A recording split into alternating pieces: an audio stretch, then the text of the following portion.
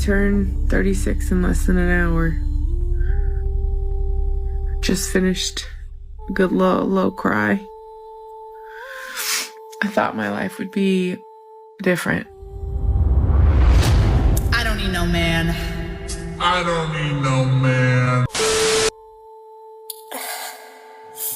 How is it possible to feel so freaking lonely in a world that has 8 billion people? It was all fun and games when we had women loudly proclaiming to the world that they couldn't see the benefits of a husband, the patriarchy, or the nuclear family. Flashback. I want to know from women over 35 if cohabitating with men is really worth it. It's been said before, but I'll say it again. Marriage isn't really good for women. Women don't benefit from being married to men, and it's exhausting for women. It's been shown that marriage isn't actually good for women. Women who are single do better than men. Also, having children isn't really good for women, right? We have the wage gap, the motherhood penalty, and the fact that having children can put women at a higher risk of financial troubles in the future, right? Marrying men, living with men, and having children doesn't quote unquote benefit women in the same way it does men, which is why so many women say they would never do it again. And that's also why so many men remarry so fast. Meanwhile, there is a severe issue going on in LA, and it's called Peter Pan syndrome, and it's affecting 4 out of 5 male species. I am noticing that these boys want to be on Foreverland, Nowhere Land, wherever the fuck it is in Peter Pan that they go, and getting into a relationship is the equivalent of pairing up with Captain Hook, and they're going to drown in sorrow for the rest of their life if they are committed. This commitment, they can't do it. Have you ever met grown-ass men who still behave like they're 17? They can't commit, can't hold serious conversations, and they run away the minute shit gets real? These type of men have something called Peter Pan syndrome. Relationships feel like pressure. This was nothing more than a manipulation tactic designed to instill urgency in men. An empty threat suggesting that we better hurry up and propose quickly, or soon there would be no women left interested in marriage. Of course, inject urgency and scarcity into the dating market, and suddenly men would rush forward while it's open, ready to buy an inferior product. However, what these strategists failed to consider was that these men might actually agree with them. Yes, men might begin questioning the wisdom of locking down their hard-earned assets, especially to women who don't cook, don't clean, and spun the block more times than the Mr. Softy ice cream truck. How old are they? Bachelor. I would say I've seen this in mid-40s. Mid-40s. I've seen mid-40s to 50s. Okay. Do you think it's really Peter Pan, or is it intelligent engineering? If you were a man and you were today's day and age and you had a high net worth and you had a bunch of assets and resources and you knew that women were more whorish than ever before, not feminine, not submissive, not probably going to listen to you, more masculine, going to put their career over you, they can go ahead and take you to court at any time, you lose your kids, lose half your money, etc. Would you want to stay Peter Pan, or would you actually want to commit to these women? Well, I think you're talking about a certain group of women, and I think even though that might represent perhaps the majority, there is a minority of women who are going to be, to your point, more in their feminine energy, more submissive. Now I want you to reflect on something. Do you recall a short time ago when women used to proudly boast about having a quote-unquote roster? Imagine bragging about having a baseball team of men sliding into home plate at the same time.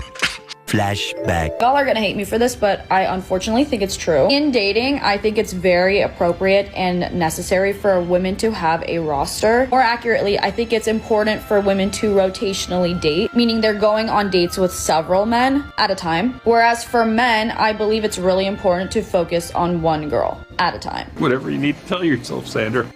Yes, we reside in a bizarro world where the prey actually brags about getting caught. But today, they flip the script. Now their copium is based on pretending they're brave, liberated, and empowered, simply because they unfollowed the dude that slept with her for free, aka the situationship, the hidden side chick that only gets Chinese food and Domino's pizza dates on Chad's leaking air mattress. Oh, how brave she is. I just unfollowed my ex situationship, and it was the most liberating thing I could have ever done. Adios, farewell, mwah, ciao. Meanwhile, I just wanted to give a little update that no one asked for. I still have not heard from the guy. If you saw my last video about that unfortunate thing that happened to me. Yep, haven't heard from him. He could have died of humiliation. I don't know. But on the right side, I did not let it ruin my night. I still went out. I called a girlfriend and I said, this crazy thing just happened to me. Can you meet me at Jones Hollywood in 30 minutes? Flashback. Good morning. So I was supposed to have a date last night with an old flame that I was really excited to see. And I did see him. I actually invited him over to my home and we had a drink before we were supposed to go to dinner. Here's the evidence. That's his wine glass.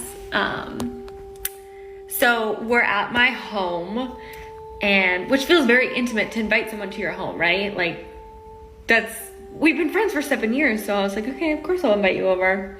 Then we can go to dinner. He's like, I'll drive us, pick you up, we'll go. I was like, cool. So he's over, he's like, wait, I gotta go to my car really quick. I was like, okay. See you in like 2 minutes. And he calls me, he's like, hey, by the way, I'm just like going to my aunt's house. And I was like, what? Now, she might sound innocent telling this story, but every one of you know exactly what happened. This was clearly a guy she kept on standby. Yeah, you remember that meme. You know, we look like a couple here. Yeah, a couple of besties. She was so desperate enough to try to promote her backup guy to full-time duties. But we all know all standby guys have to endure the trial by fire. Yes, the infamous Steve Harvey 90-day obstacle course. Trust me, he knew this scenario was a possibility. He was also aware that there was a slim chance he might get lucky during this encounter, which is precisely why he made his move once they were comfortably seated on the couch with some white wine. When she inevitably denied him, the jig was up. You see, the naive, uninitiated man from the past would have foolishly continued trying multiple times to persuade her. But the initiated man understands better. He neither wants nor craves pity sex. Yeah, we leave those gutter holes for those simpy jokes.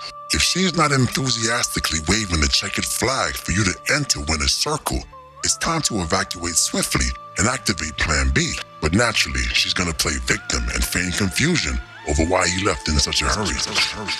You're going to your aunt's house? And he's like, yeah. I go, are you coming back? And he's like, yeah, probably. Probably? What? Probably. And then we're like chatting, and then I realize like, oh no, he's actually not coming back. And then I start to get upset, and I go, seriously, turn the car around right now, come back. I start to beg. I started to beg this man to come back. And I was like, seriously, like if we're friends, you're not gonna do this to me. You're not gonna cancel my night. You're seriously canceling? And he's like, yeah, I have to. But anyway, so he got in his car and he decided to drive away and he ghosted me. Yeah, he ghosted me. I've actually never in my life experienced this, ever. So. But wait a minute. You didn't smash the bell and press the like button. Blasphemy.